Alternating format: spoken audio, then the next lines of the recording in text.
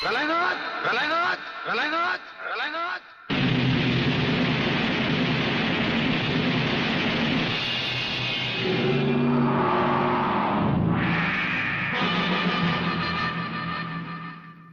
मेरे दरवाजे पे कुत्तों को भौंकने की इजाजत नहीं है।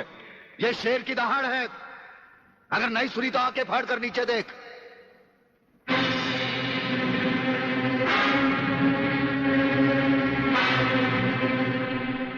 इंस्पेक्टर वागले तो अपने आप को समझता क्या है?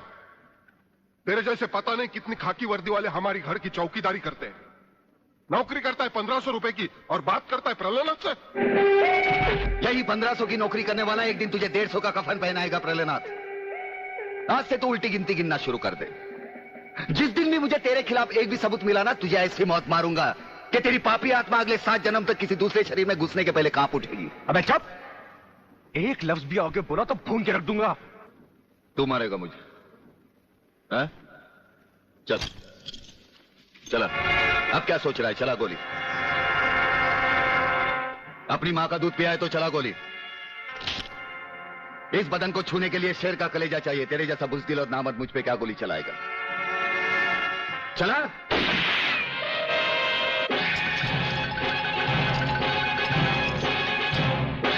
पुलिस अफसर पर गोली चलाने के जुर्म में मैं तुझे गिरफ्तार करता हूं। प्रलयनाथ जरा भी हिले तो इसकी खोपड़ी खोल दूंगा।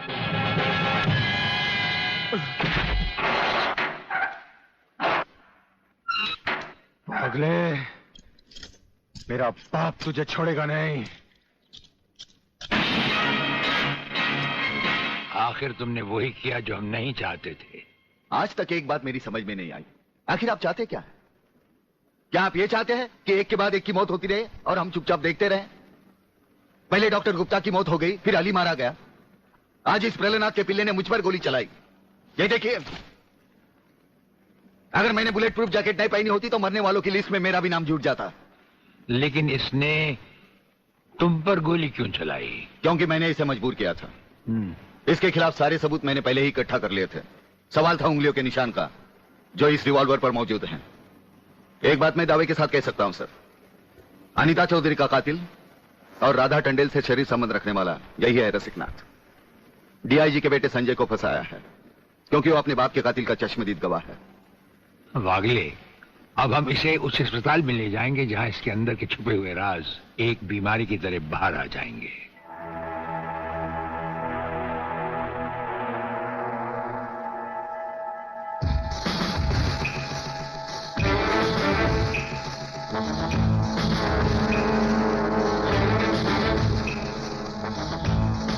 जो दुश्मन यहां बांधा गया, समझो उसकी अर्थी उठ गई।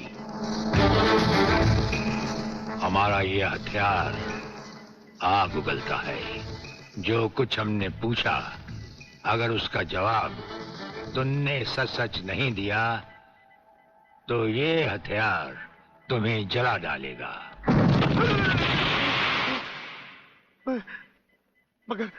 मगर आप चाहते क्या है? प्रलयनाथ गिरनाथ स्वामी तुम्हारा बाप है। हाँ जी, हाँ जी। और अब वही इस देश को खत्म करने की तैयारियां कर रहा है। हाँ जी, बिल्कुल। हाँ, मुझे माफ कर दो, मुझे जाने दो। नहीं नहीं नहीं, मैं बताता हूँ, मैं सब बताता हूँ। मेरे बाप का अगला प्लान क्या है? मुझे छोड़ दो। हाँ, मुझे मेरे बाप से कोई लेना नहीं है। मैं तो उसको जानता भी नहीं हूँ। मेरे बाप का अगला प्लान है कि प्रोफेसर खुराना को किडनैप करने वाला है। फ्रेंड्स, मिसाइल की सबसे इंपॉर्टेंट चीज है ये, इसे मिसाइल फ्यूज कंडक्टर कहते हैं।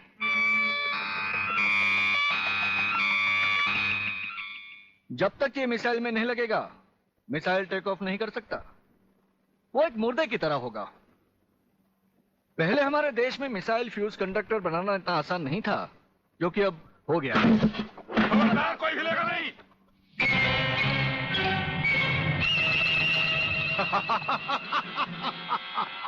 कौन हो तुम? सवाल मत करो, सिर्फ काम की बात सुनो। तुम्हें ये फ्यूज कंडक्टर लेके हमारे साथ चलना होगा प्रोफेसर, वरना तुम्हारे सिक्योरिटी गार्ड्स के साथ साथ हिंदुस्तान का ये रिसर्च सेंटर तुम सभी साइंटिस्टों का कब्रिस्तान बन जाएगा। मैं किसी भी हालत में तुम्हारे साथ नहीं चल सकता, चाहे अंजाम कुछ भी हो। ठीक है, तो अंजाम देखो।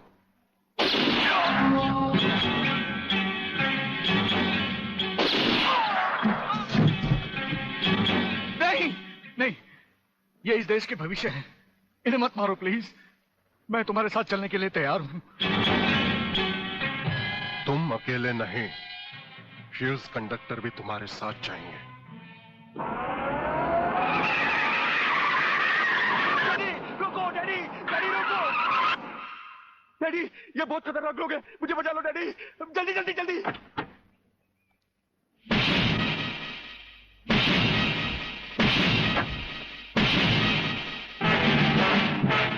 प्रलयनाथ, वो रहा तुम्हारा कबूतर बेटा, और उसके गले में है जला देने वाला बम। उसका रिमोट कंट्रोल हमारे हाथ में है। अगर तुमने एक कदम भी आगे बढ़ाया तो उसे जलाकर राख कर दिया जाएगा।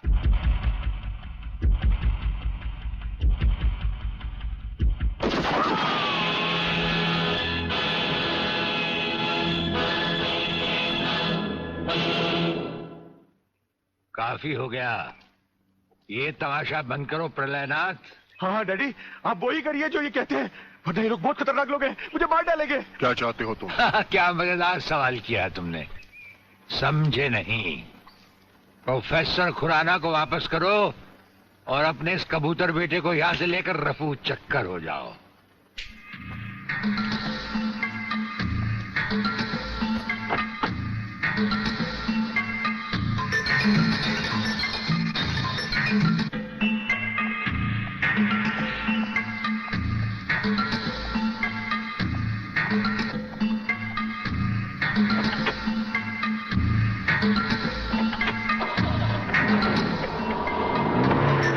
ब्रिगेडियर, वो फ्यूज कंडक्टर आप नहीं जानते? हम सब कुछ जानते हैं प्रोफेसर। उसकी गाड़ी में हमारा ट्रांसमीटर लगाया जा चुका है। वो जो कुछ भी कहेगा, जो कुछ भी करेगा, जहां कहीं भी जाएगा, उसकी हर एक मूवमेंट की खबर हमें मिलती रहेगी। हमारे ट्रांसमीटर का सिग्नल बता रहा है कि गिड्डा स्वामी का अड्डा वो ये रहा। ये से बाहर एक वीरान जगह पहाड़ियों के बीचों बीच है। कमांडोज रेडी फॉर ऑपरेशन तिरंगा।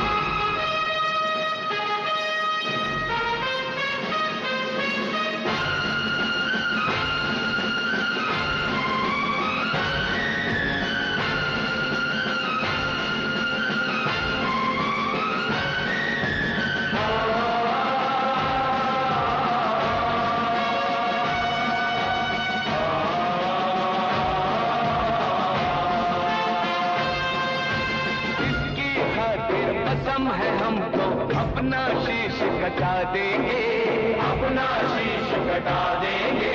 जितना भी इस जिस्म में बाकी सारा लहू बहा देंगे, सारा लहू बहा देंगे। इसकी खातिर जो ठानेंगे वो करके दिखला देंगे।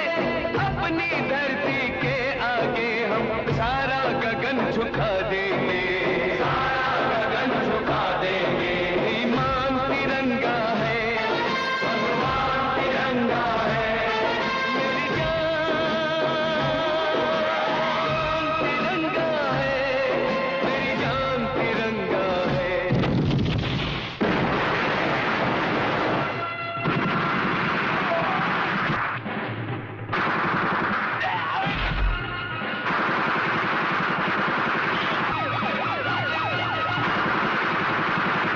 Underground guards ready for attack.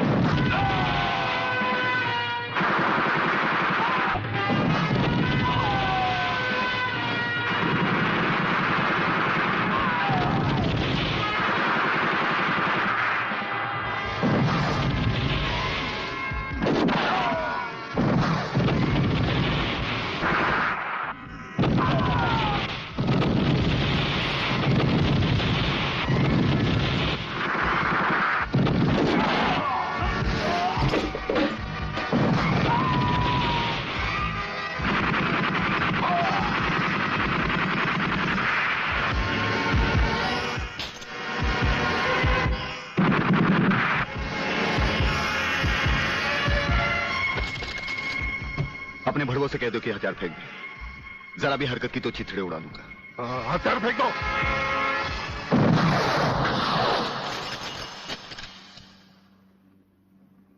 हम तो समझे थे कि तुम जंगबाजों की तरह जंग लड़ोगे, लेकिन तुम तो एक घटिया किस्म के भगौड़े प्यादे निकले। अधूरे में ही हथियार डाल दिए। प्रलयनाथ कभी कोई जंग अधूरी नहीं लड़ता ब्रिगेडियर। देखना चाहते हो तो देखो।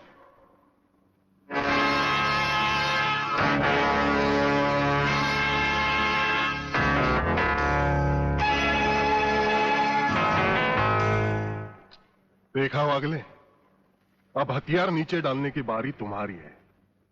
डाल दो हथियार।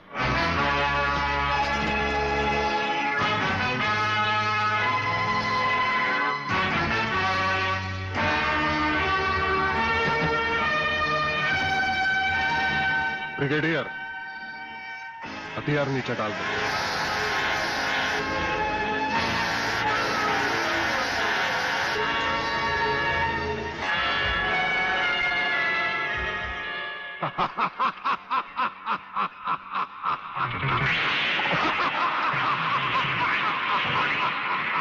बागले साहब, यही है मेरे पिताजी का कातिल। इसीने मेरे पिताजी का खून किया। यही है कातिल। बागले साहब, मत छोड़ना इसे। हाँ, मैं हूं तेरे पिता का कातिल, और आज तुम सबका कत्ल भी मेरे हाथों से ही होगा। वागले, तुम्हारी गर्मी को ठंडा करने का सामान भी मैं साथ लाया हूं। वो देखो।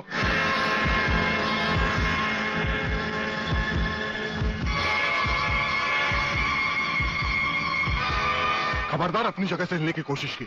एक ही बटन दबाऊंगा, सबको राख कर दूंगा। अगर देखना चाहते हो तो ये देखो।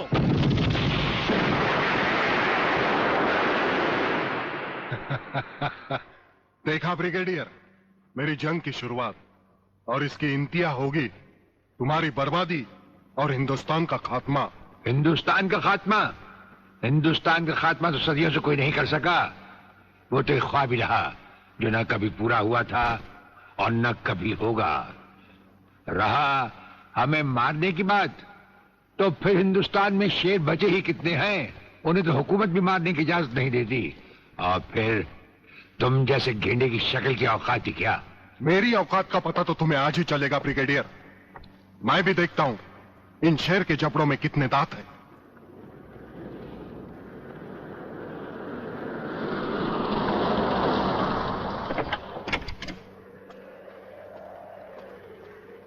नमस्कार शिवाजीराव वागले। आओ आओ हिजड़े की औलाद आओ, तेरी ही कमी थी। जब तक हमारे देश के हिस्से में तेरे जैसे मंत्री आएंगे ना, हमारे देश का इसी तरह कल्याण होता रहेगा। नमस्ते। वाह प्रलयनाथ जी वाह, क्या खूब मिलाई है इन दो देशभक्तों की जोड़ी, जो आज देश के नाम पर एक साथ शहीद हो जाएंगे। कई शहीद होते आए हैं और कई शहीद होते रहेंगे अपनी धरती माँ को बचाने के लिए। लेकिन तुम जैसे लोग जो अपने आप को ही नहीं अपनी माँ को भी दौलत की खातिर बेचते आए हैं, और उनका अंजाम एक गुमनाम लाश की तरह होगा जिसे गिद्ध और चीले नोच नोच कर खा जाएंगे। नोच नोच कर तो हमारे आदमी तुम्हें खाएंगे। मैंने फैसला किया है, आज 15 अगस्त के दिन मैं इस देश को बर्बाद कर दूंगा। आज वो दिन हमारे और तुम्हारे सामने है। ध्वजारोहण को अब सिर्फ 24 मिनट बाकी है, और 25वें मिनट में क्या होगा वो तुम सब अपनी आंखों से देखना। प्रलय 1 आउट, रेडी फॉर टारगेट।